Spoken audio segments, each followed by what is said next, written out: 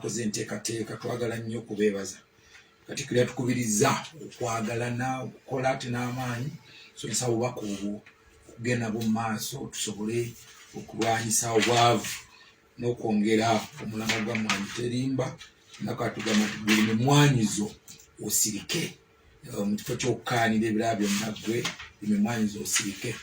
olunaku lw'enkya tujja kuba nga tutongoza kaweefube waffe wa expo yaffe yakisoboka gye tugenda okutambuza wonna naye ng'enkya tujja kuba tuli mutetema ne ttiimu y'aba stakeholders bonna okuba ntitutongoza kaweefube ono okulima kw'okufunamu kuba mu kiseera kino nga tutandise okufuna ssente za PDM twetaaga okuba nga tweteekateeka okuba nga tulina awareness wawe tujja ebintu ebituufu okubeera nga tuwona ebicupuli ate nga tugula ku bbeeyi entuufu okuba nga twongera ku bintu ku nsimbi ze tufuna mu nsawo so njagala kubebaza twetuserema kusaasira mikwano gyaffe baganda ba Minisita Charles Ngora mukwano gwange nnyo eyattiddwa twagala okubasaasira ennyo n'ogugula okubagumya nti Katonda yaawa ate era yajjawo ayinamu okwebaza abeekuumira ku mukutu gwa CBS mbeera nga mutulindiridde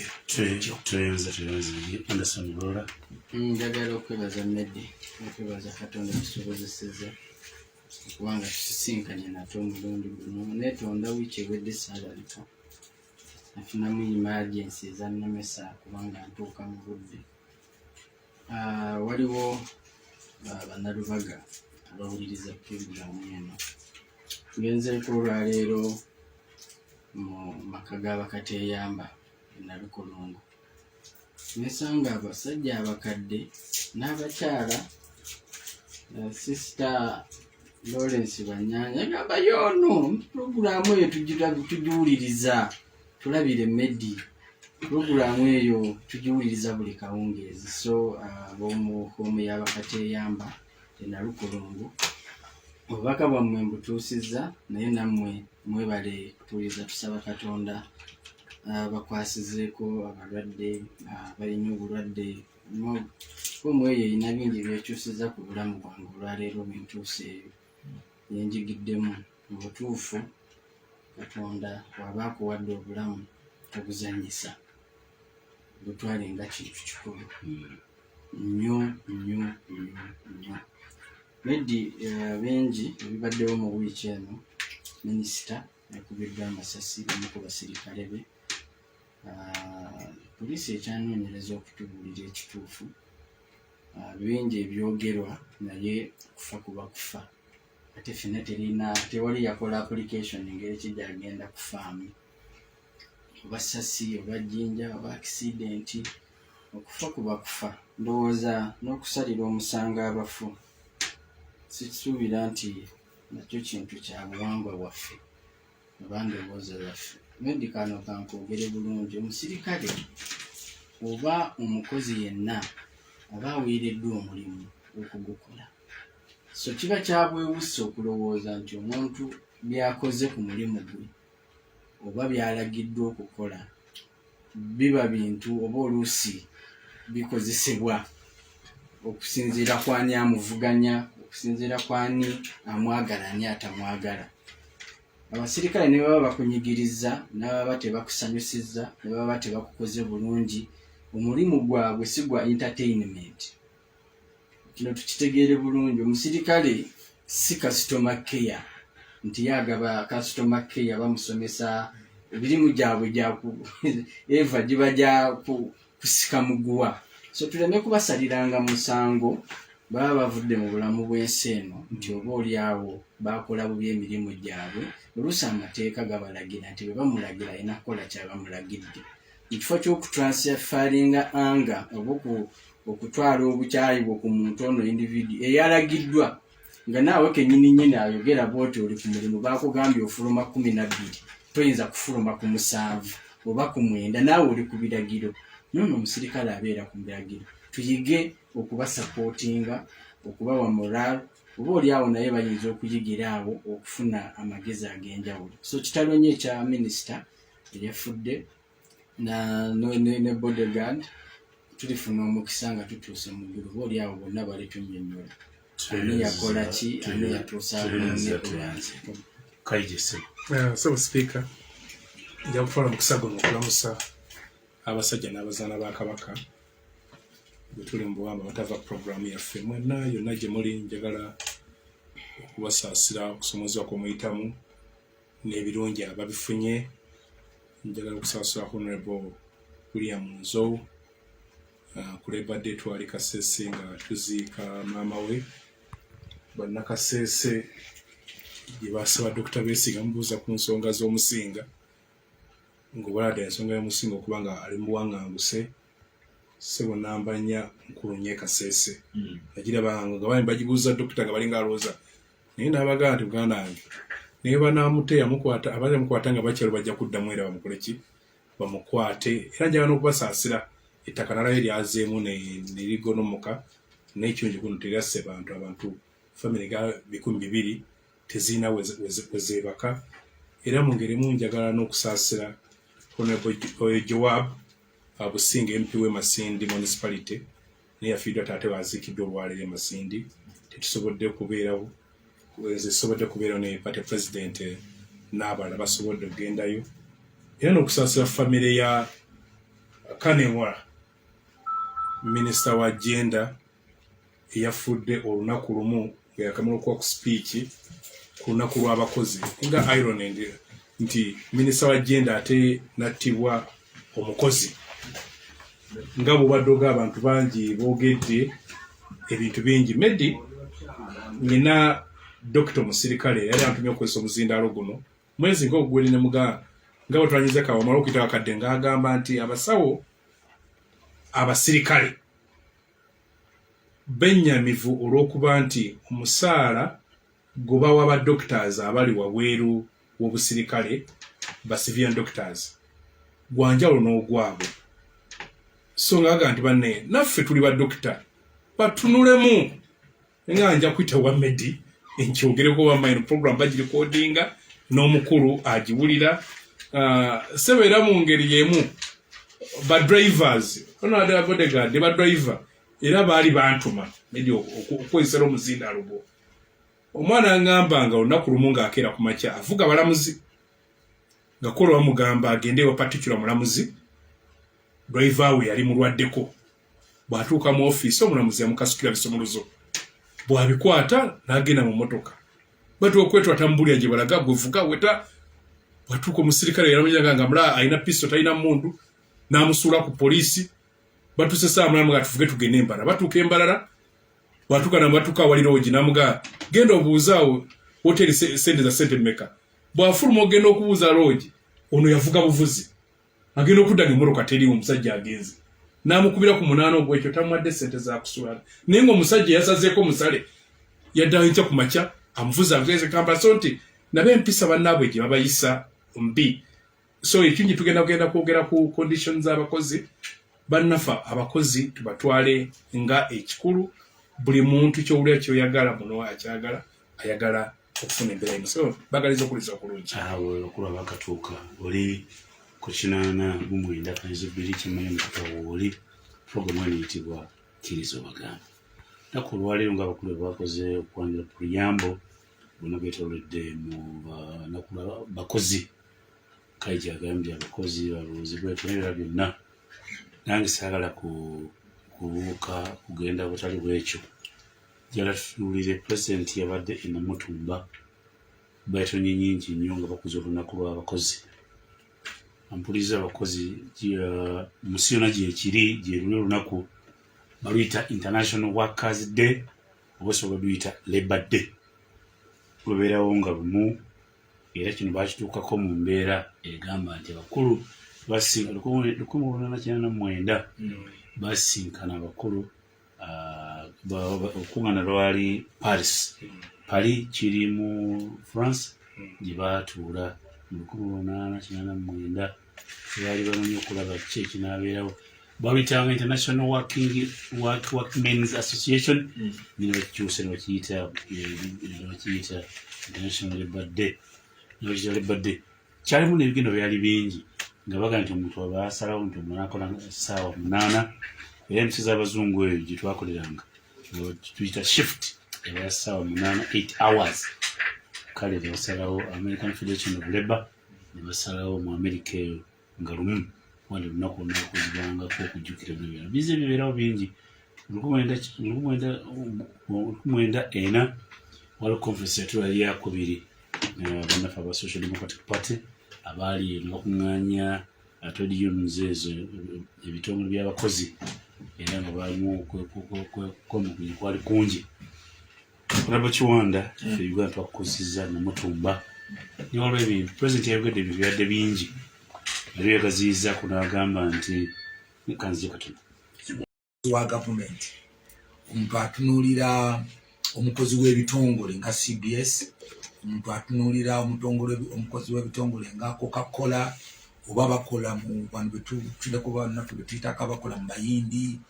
abakola mu Bachina n'abalala bangi naye olunaku lw'eggulo oba olunaku lwa Mande nga lumu President Museveni yagezezzaako okugaziya kino n'agamba yes naddala omukulu w'abakozi bwe yamaze okwogera yayogedde n'akoona ku kigambo kye bayita living wage omusaala abantu abakola omusaala guli wansi omusaala guno oguli wansi wandibadde ogulowoozaako president embeera y'abakozi n'ebirala bingi president yagambye nti yes bino byonna bikulu nnyo naye kikulu nnyo n'okulowooza ku bantu abalala bangi ate abatakola kati ng'era ekimu kye tusobola okukola kwe kugaziya sifiya gye tulowoolezaamu abakozi bano abantu abakozi be baani mu Uganda ku kino naga tulina okutondawo emirimu bantu tulina okutondawo emirimu ne gibanga mingi abantu bwe tubanga tubalowoozaako bonna abantu bannayuganda bangi n'abatalina mirimu tetubanga mukaweefuba ono kunaku nga luno tubalowoozaako okwongera ku bantu bano abakola emirimu mbedde nze ndi mulimi naye ntanyikiwa kino ng'ekyokulabirako nti bwe tubanga tukola ennaku zino tulina abantu abakola 7 munajja n'agamba nti olunaku nkolera ssente bweziraako bakayita kagwirawo bwakola ewuwo takola mwezi naye agamba nti mba ndi ewuwo njagala ssente bwezito okuva ku ssaawa emu paka ssaawa 6 oyo naye mukozi emabegako twali tuwa abantu bano singi 8 mutwalo ne kati abantu bano bayingidde ddala 1,013 awamu n'1,000 bwebanga akuwadde obudde bwe buno so omuntu ono alowoozebwako nti singa abantu bangi bafuuka commercial mu eby'omulimu ne babifuula omulimu ogufuna ssente tujja kufuna nga tulina okuba abakozi nga bakayanira bukayanira they become competitive. President yagambye nti mu Uganda mulimu amaka 7 million abali involved mu bulimi 7 million households nga bo balimi kati nagamba nti singa amaka gano gonna gafuula eby'obulimi omulimu buli maka gajja kubanga geetaga almost abakozi 10 workers ku buli omuntu abanga alina ekeno for example nabeera nga aginako poultry alunda nkoko omuntu ono alunda enkoko ajja kwetaaga abakozi abagenda mu 10 omulayinza okuba nga akola kirala omulayinza okuba nga asusa eka ng'alima kitegeeza nti bwe tulaba ne miliyoni zino 7 neziba nga ziri empowered okuva mu programu za gavumenti ez'enjawulo okuli ne PDM okuli emyoga okuli programu omuntu ono ajja kuba yeetaaga abakozi kakati bodira miliyoni 7 mmedi n'ozikubisaamu 10 kitegeeza tujja kuba nga tuyitaaga emirimu miliyoni 7 wabudde statement nti through PDM tusobola okucreatingawo emirimu miliyoni 7 yalesa kyokulabirako n'agamba nti wetulabira ennyo abantu abanyarwanda we bajja nnyo mu Uganda n'abarundi n'amawanga amalala gajja nnyo mu Uganda nsonga nti mu kiseera ekyo abafuzi b'amatwale baali baleese ekirime eky'emmwanyi n'amajaani ne with only 2 crops ojja kutuuka mu bitundu bingi ng'ojja kusanga abantu abajja naye nga bazze lwa mirimu bajja kukola mirimu kitegeeza nti just 2 crops mu kiseera twali twogera cash crops 2 niwaliwo cash crops nga zeeyongedde kasooli afuze cash crop ennyanya cash crop kitegeeza nti no bwe tuba nga tukiteeseemu amaanyi tujja kuba nga twetaaga abakozi bangi awabudde statement nti with PDM ng'efudde abantu abalimi baffe okubanga bafuuse commercial emirimu gya kubanga gyetaagisa mingi ne competition yakino ejja kuba ng'egenzi waggulu kubanga bw'obanga omaze abantu bano bamaze okuba nga bali commercial ojja kuba teweetaaga na kuteekawo muwendo gwa ssalira nti omukozi okukola ewuwo yeetaaga siringi 5,000 bw'onooba mmedi gwe omusasula 5 kiwanda nga akulinanyaga nti nze omwange mwetaaga nja kukuwa siringi 7 kati gy'okoma okuba nti abantu bano bali empowered family zino miliyoni 7 zirina amaanyi zijja kuba zisobola okuvuganya ku bakozi abaliwo mu ngeri emu ekino kikulaga nti ayagala nti almost buli family tulekerawo okulowooza nti omukozi alina kubeera wa industry yokka omuntu ali emutetema bulola bw'anaatandikayo faamu ye naga bulola alimayo emiti bulola ayinako enkoko bulola ayinako kasooli gw'alima ng'ate amulima ng'ali commercial bulola tajja kusobola kumukolamu yekka kitegeeza nti sifiya y'abakozi president yagigaziyizza okuva ku mukozi ffe gwe tulowooza akola mu Bachina era yalowooza nti nakyo kyonna kye tugamba ekya minimum wage omuntu ekimujja ensanga bwani ajja akole emukono oave katosi ajjemu bayindi akole siringi 15,000 olunaku lwa nsonga nti katosi tannaba empowered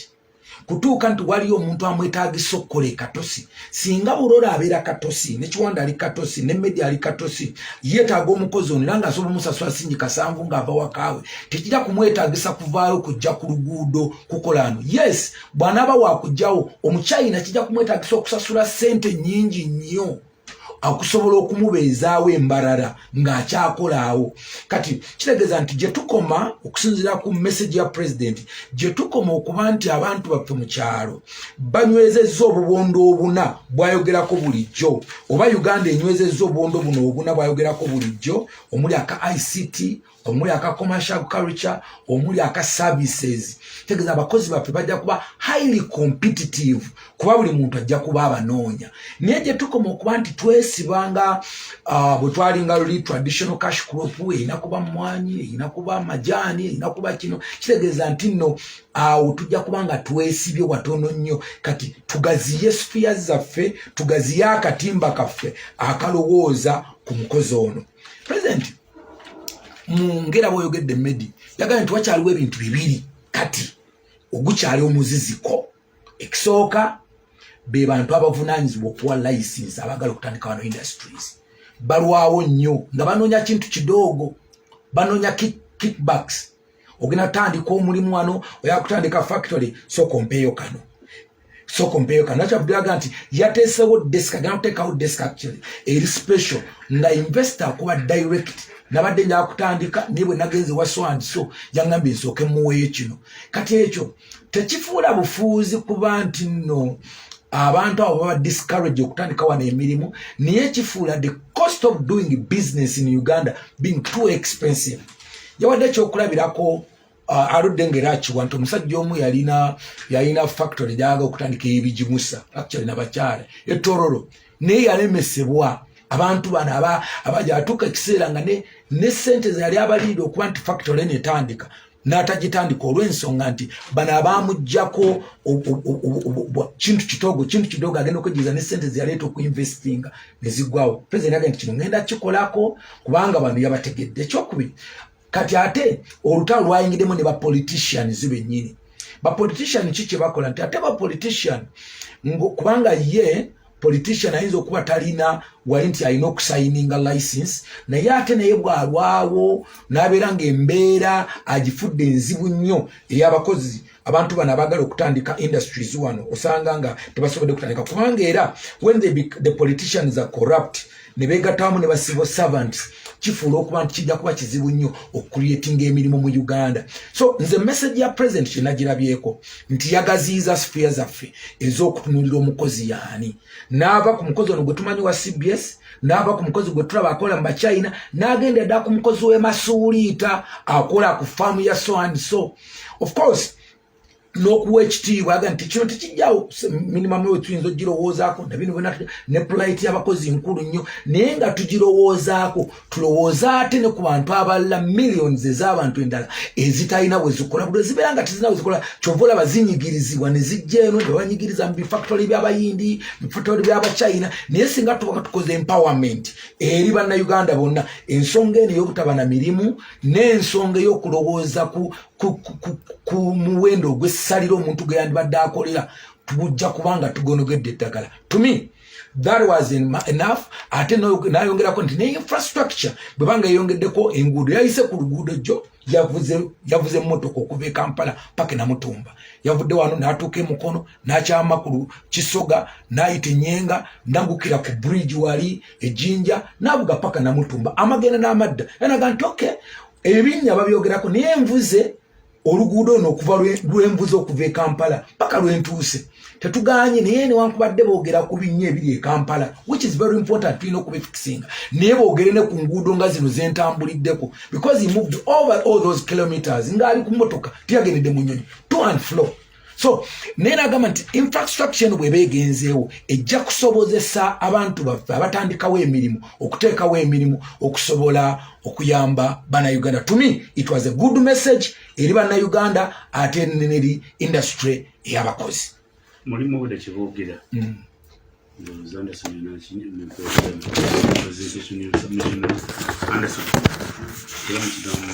wakati wa living wage ne minimum wage sija kibuuzo mu submission living wage ne minimum wage abakozi baagala kikubirira.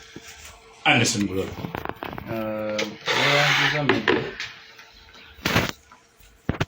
okusookera ddala olunaku lwajjo lwa nkizo Wamande olunaku lwa Mande lwa nkizo nnyo ndowooza ng'oggyeko independence olunaku olulala olwandibadde olw'amaanyi mu ggwanga olutasosola olwandibadde lw'abakozi. Aba otunuulira ennaku endala zonna eza holidays lw'abakyala segregative endala z'abavubuka liberation yes abamu bajja kugamba saakutuma naye ng'ate benefit zaayo yasinga okuzenjoyinga okusinziira ku facts. So ndowooza kikulu nnyo nti bwe tuba tulwogerako mu ngeri ey'okwefumiitiriza n'okululowoozaako ennyo okusingira ddala kubanga bw'oba otunudde statistics ziyugamba ndowooza emyaka ng'etaano emabega Uganda ye yali ensi esinga okubaamu n'abantu abeekozesa aba entrepreneurs abeetandikiddewo emirimu ate era Uganda y'emu ku nsi ezisinga okubaamu abantu abaregisteringa companies. Now discussion ya mortality oba ewangadde emyaka emeka oba egudde ku myaka emeka oba yebbuludde ku myaka emeka eyo ndala naye ekyo nakyo kikulaga level tetuba tuli. Ekirala bw'otunuulira GDP yaffe by the way eri underestimated kubanga sente eziri mu informal sector kumpi zaagala okusinga sente eziri mu formal sector. Sente ezitayitira mu banka ezitayitira ku simu ezitayitira mu mirimu egiri office eziwa n'omusolo kubanga bw'otunulira omusolo gwe tuwa n'emirimu egikolebwa mu Uganda tebikwatagana n'ebitambula mu Uganda ne business tebikwataganirako ddala. Tuvula abamu statistics zigamba nti obwavu bungi naye ate realistically obunoonya ne bukubula. Obwavu buli bw'ogamba nti ensi etuuse ku sseeri okugwa nti bankusiira ngamba levels statistics buzinoonya lwaki nti sente eziri mu informal sector ezitayitira mu gundi zino empandiisi mpitirivu. Bwe bakugamba abakozi abali mu NSSF ne bakugamba n'abakozi abali ku mirimu egyaddala ne bakugamba n'abantu abeekozesa tebikwatagana. Kuba oli bwakugamba nti abakozi abali active mu NSSF tebawera kakadde. URA ne bakugamba nti abantu abasasula omusolo tebawera miliyoni 2. RCC kanve ku mulango tukomose.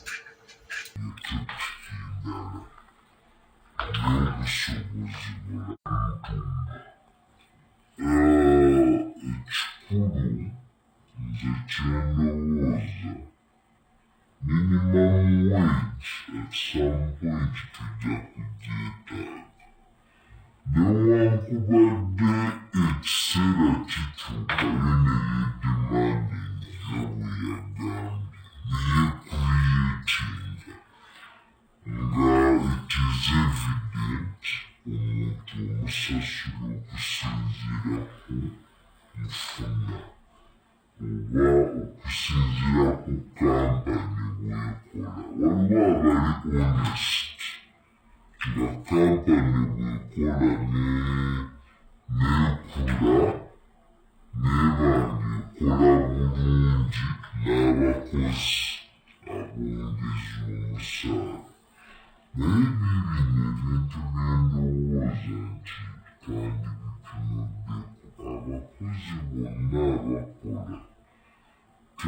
okusinziira ku safe spaces gye bakolera ku mirimu gye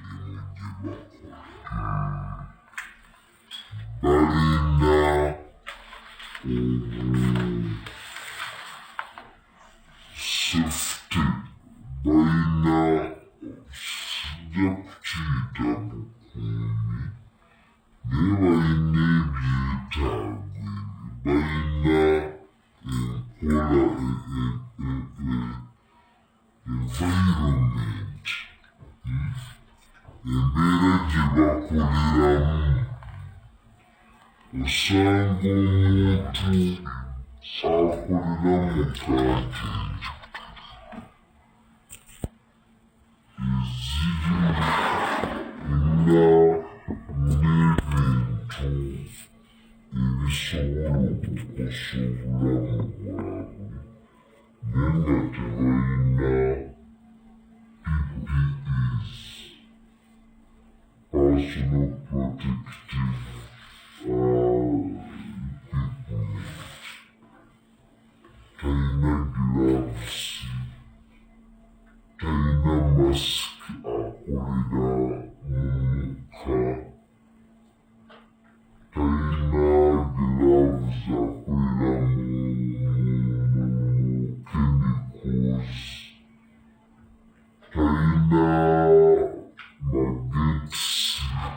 kati nga alina okuimprovisinga okuva ku kasaala ke ate ye facilitating okuyimirizaawo omulimu gwa mukama we. Omukozi nga yalwadde tasobola kufuna na bujjanjabi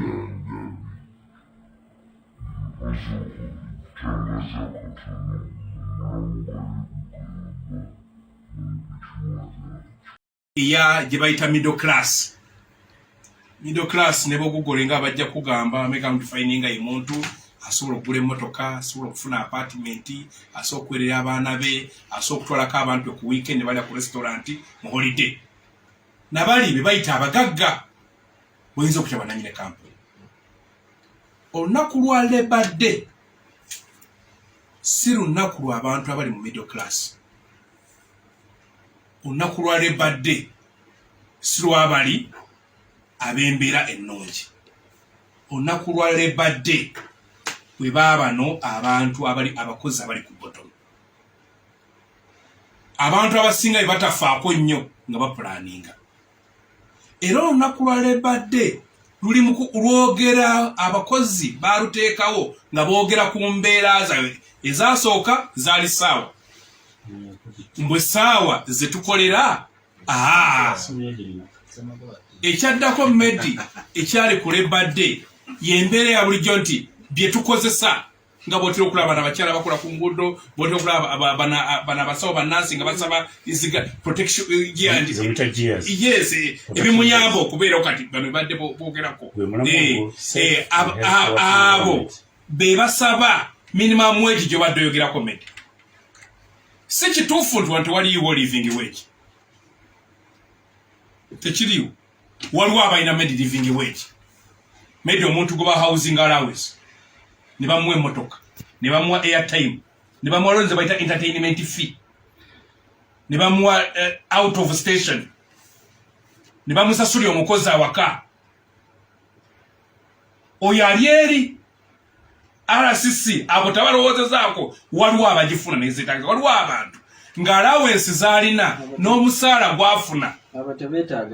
yes no ate ne mukugamba nti bwe tuli mu kwogerako twogera ku bano be bayita labor be bayita bawaka ekigambo waka ne bwekikugole diction kyogera ku abo abalinga abakozesa amaanyi batasoma baluwa bwezoga abamiga nti balina obanga balina ebbaluwa eziri elementary bayita elementary education alina certificate atalina bukugu mulimu buli awo naye nga mukozi mumwetaaga mukulu nnyo kati ng'olwayo badde oli anti boogera ku baki ku bodyguard oli n'atuuka okgenda okulya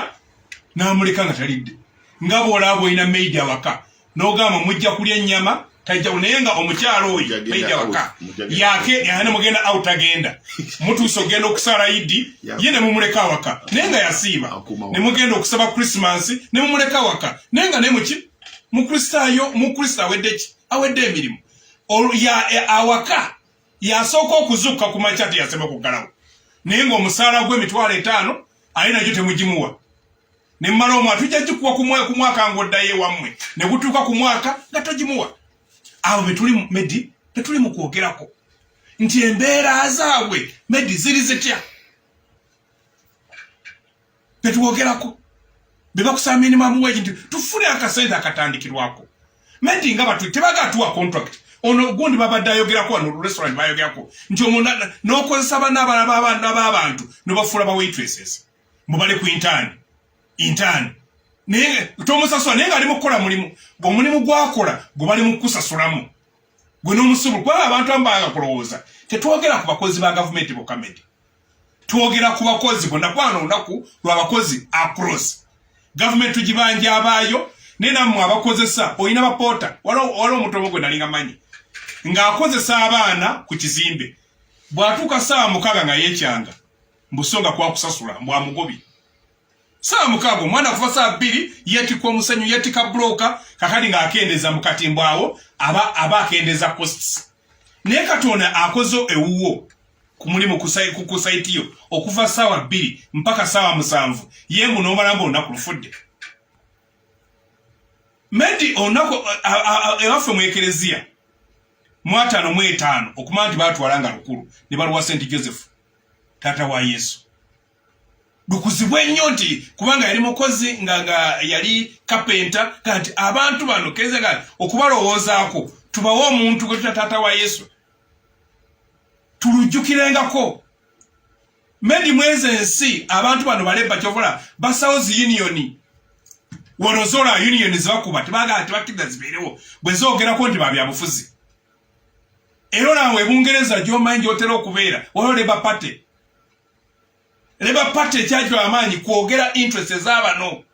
era ye obeera yogera ekisente eza buli ssaawa naye ga nti omuntu buli ssaawa anaakolanga paundi 10 teri mu kwogera Medi ku looyo ali eri waggulu teri mu eyogera ku ono eyeeyiya kubanga Medi wano kyekigaana Medi kubanga ekiriwo abantu abamu ntera okwogera n'abantu abamu n'omugamba gwe Medi kyoyagala Medi oyagala emmotoka ennungi teri muntu atagiyagala Medi oyagala ennyumba teri atagiyagala oyagala faamu teri atagiyagala oyagala abaana basobo teri atabaagala oyagala bakusasula ennaku z'omwezi 28 ne Medi wo zaayagala 28 zazaagala ayinza batalina busobozi bukutunula mu maaso kukusaba ebintu ebyo omuntu oyo abikola ki abyagala olunaku lumu twali ku restaurant y'omukyalo ono abantu bali balooza musenga Dr. Besigye bali amuyita Peggy tumaze fokulya ne Dr. Besigye tufuluma minisita omu n'afuluma agenda omulanga alina abasirikale wali kiwabweru nambuuza abo bali addi kano Besigye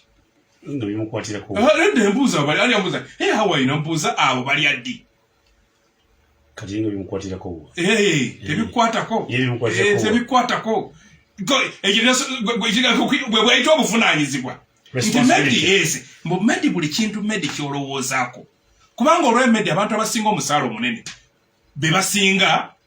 kubanga wetunya medi ng'olina gavumenti nesasula omuntu miliyoni 6 olunaku olwo lwali bali lutambulira ku ki medi olunaku olwo wakwita taking stock kwe kutunuulira abakozi biki batuuseeko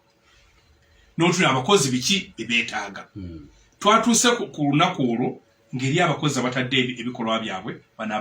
ebikola wansi bayintaani nga bagamba tutunulemu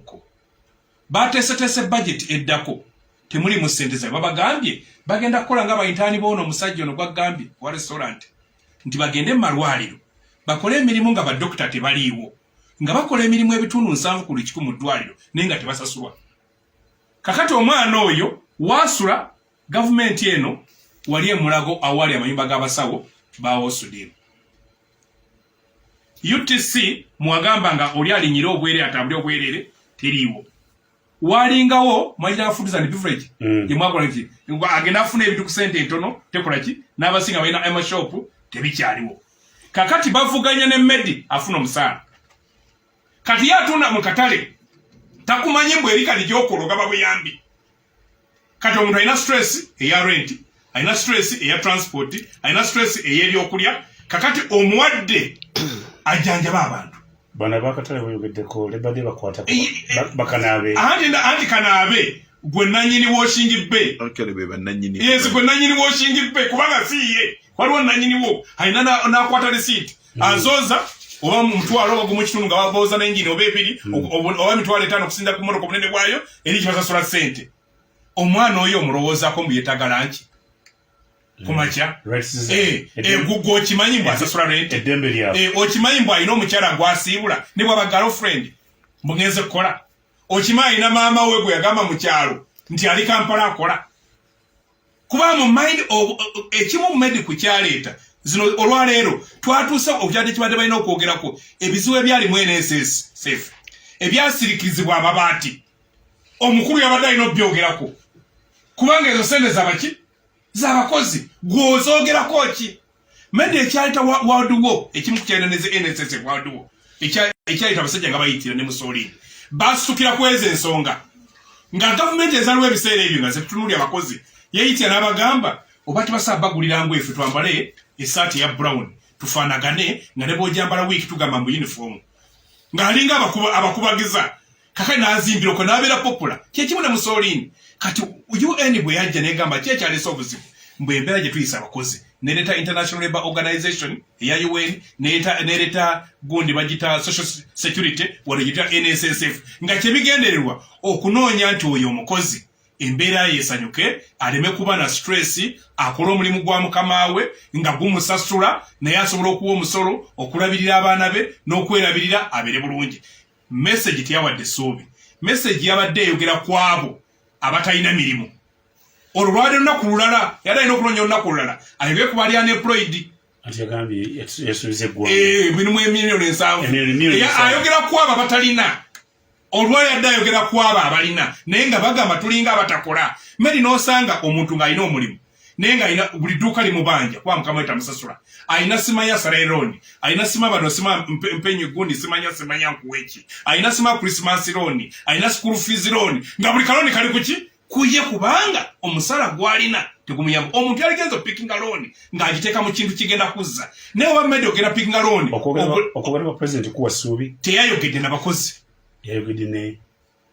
yayogedde nabo era olwo nagambye noono omuvubuka omugondo gubagambye sabbiiti yakubye mukama w'amasasi singa yawulidde message emu essuubi osanga like balina kye boogeddeko kyova ola medi genda okola opinion poll mu nsi ziri ennene gwe gy'obadde naye bagikwa opinion poll message yasinkinze mubantu bajiwidde nga bawulira aboogeddeko abantu yaboogeddeko tiyabadde essuubi nemayinga politically yakigende yagezwanga ebizibu yabiyitirivu nagaka ate kanjugenda bali abatalina mirimu nendoza kino kyo gyemuwa max okuganda agenda kulwanagana n'abo bannabyabufuzi ne bana balemesa abantu okufuna emirimu investors yes medi ekyo kyondoza medi waliwo okwogera n'okukola bw'otuna olupapula lw'obuzaavu olwaleero nga lukwogera ku mabaati n'enkyusa gye bali mu kukyusa z'effayiro n'edizaini gye badizayininga emisango nga teri musango oli wegenda gusiika ng'asasula fayini esukka $4,000,000 empanga gye bapanze emisango bagulaga nti mbu bayagadde mbu public ewulya mbalina kye bakola naye ng'ebibonerezo bakubisa byayi olwaleero baani abo abalya ssente abalya ssente no emisango olwasa okudizayiningira omusango nga kuleeta ekibonerezo nga kinene era sigangambye omusango era sigyogedde nalisha gyakyo naye ati no olupapula lw'amawulire badde lulukulaga nga lulina berukwotinga nti mbwendiza ensetinga gye basetinga emisango nga gwina kati gojotulina abantu bakwata corruption oganda w'ensaane bakwatako miliyoni egi genda onoonyereze kugundi ku ssente zino eza pension batulaga nti balina bakutte naye nga skimu yonna ng'abakutte ssente bwe ziba zidda tewera na biliyoni naye nga biliyoni eziwera nga$500 zibulidde mu nsawo z'abantu so ekintu ekisinga medi wiru waliwo okwagala baani abakwata ku bainvestor amanyo mututera okugawulira wano baani abalemesa so wano tewaliwo no wano corruption agenda kufana ati ya designinga patronage system musayigwenda kuyipa nga omaika nosi bya yanyonyola mbu yagera n'afuula akalulu nga ka muntu ani highest bidder asinga okuwa sente nyingi yawangula kakati bw'ofuula akalubwe katu kibategeeza ndi politics omufudde commercialized buli omu alina okunoonya sente alabe bw'ayitawo kati bwatyo bw'akifudde ye amanyi kyalina okukola okena naye akimanyi mu corruption ye muyamba okusurvivinga ne basajja be bafune akasente bangi bakakasizza nti